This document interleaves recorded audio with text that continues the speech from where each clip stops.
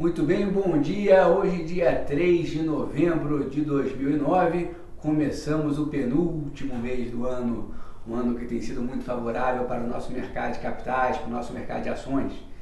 Vamos falar um pouquinho de sexta-feira, já que foi feriado aqui no Brasil ontem. Sexta-feira, as bolsas, tanto aqui quanto lá fora, tiveram um desempenho bastante negativo após a forte recuperação de quinta, pautado fundamentalmente pelas notícias de que o grupo CIT americano, um grupo financeiro especializado em doar recursos para empresas de pequeno e médio porte, teria que pedir concordata.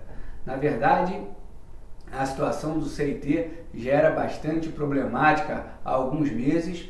O governo e a própria instituição tentaram por diversas maneiras resolver a situação de solvência do grupo, mas na sexta-feira eles entregaram os pontos e anunciaram então o pedido de concordata.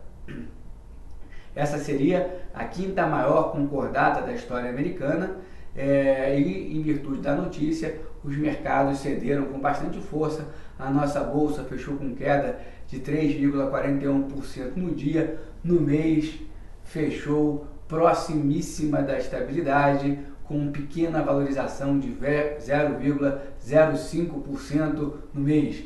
Se fosse possível pensar em resultado arranjado no mercado de bolsa, a gente poderia até acreditar nessa hipótese, mas o volume foi um volume bonito, acima de 5,4 bilhões de reais negociados, o que torna essa ideia muito pouco provável.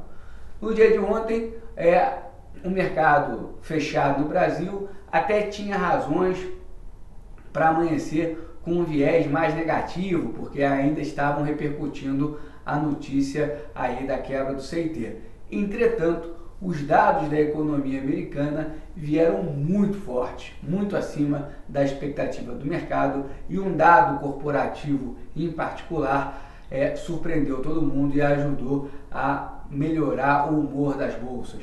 Dado corporativo foi o resultado da Ford, com um lucro próximo a $1 bilhão no trimestre, surpreendendo bastante as expectativas do mercado.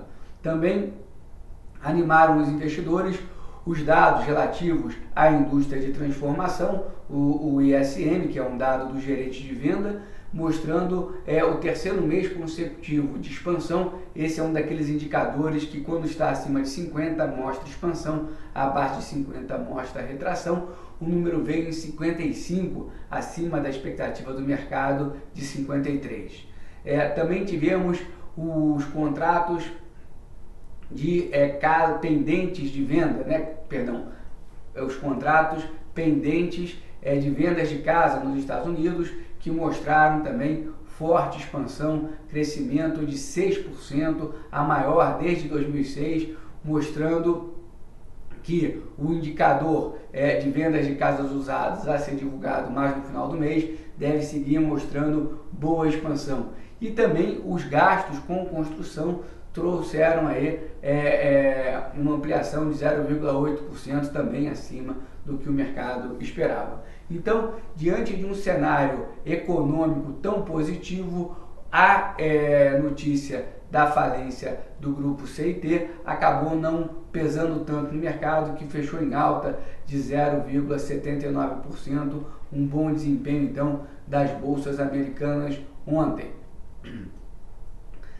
Ainda durante o dia de ontem, já no meio da noite, a China divulgou o seu indicador da indústria de transformação, também mostrando expansão, 55,4 pontos, também acima do que o mercado esperava.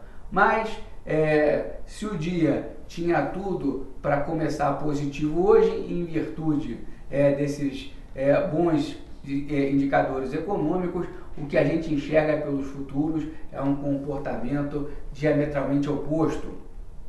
Ainda sem uma notícia, uma justificativa muito clara, os futuros americanos apresentam queda aí por volta de 1%, que é uma queda bastante forte para um indicador de futuro, a gente teve de notícias importantes durante a noite que podem ajudar a justificar esse comportamento. O prejuízo anunciado pelo banco UBS, de 500 milhões de dólares. É um prejuízo menor do que o banco vinha mostrando, mas acaba se somando aí aos problemas do CIT e tendem a chamar a atenção para esse aspecto que seria o do setor financeiro internacional, que poderia ainda sofrer outros baques aí nas divulgações de resultados que estão para vir.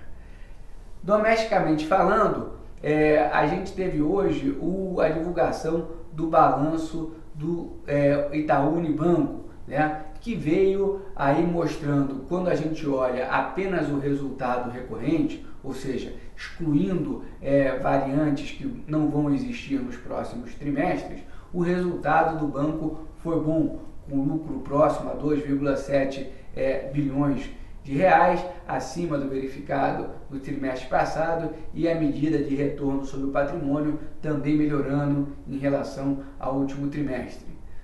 Agora, se a gente olha o resultado líquido divulgado, que incorpora perdas relacionadas a negócios conjuntos entre o Itaú e o Grupo Pão de Açúcar, e também algumas perdas relacionadas a medidas judiciais relacionadas a planos econômicos, a gente teve então um lucro menor de 2,2 bilhões, e aí sim o lucro seria pior do que o do último trimestre, e também o retorno sobre o patrimônio caindo para baixo dos 20%, ficando aí entre 18% e 19%. A nossa percepção é que o mercado vai olhar muito mais para o resultado recorrente. Então, nesse sentido, os resultados do banco Itaú Unibanco não seriam aí um portento, nada muito acima do que o mercado esperava, mas um resultado em progressão favorável, o que deve trazer boas repercussões no preço das ações.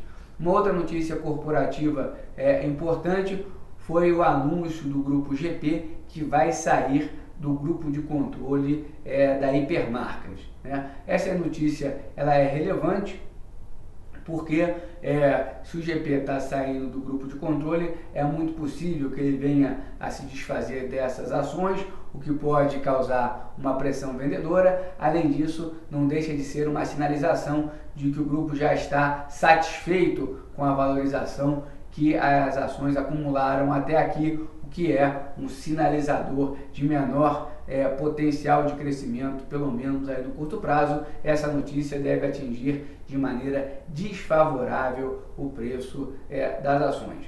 A nossa percepção é que as notícias econômicas de ontem, em particular a notícia da boa produção industrial na China, favorece bastante o nosso mercado, em especial as empresas produtoras de commodities, mais especialmente ainda a Vale do Rio Doce, que divulgou um belo balanço na semana passada. Agora, o mercado vem mostrando um viés de correção, de realização de lucros, e esse indicador de futuro das bolsas americanas tão negativo assim deve fazer com que o dia de hoje seja um dia de baixa.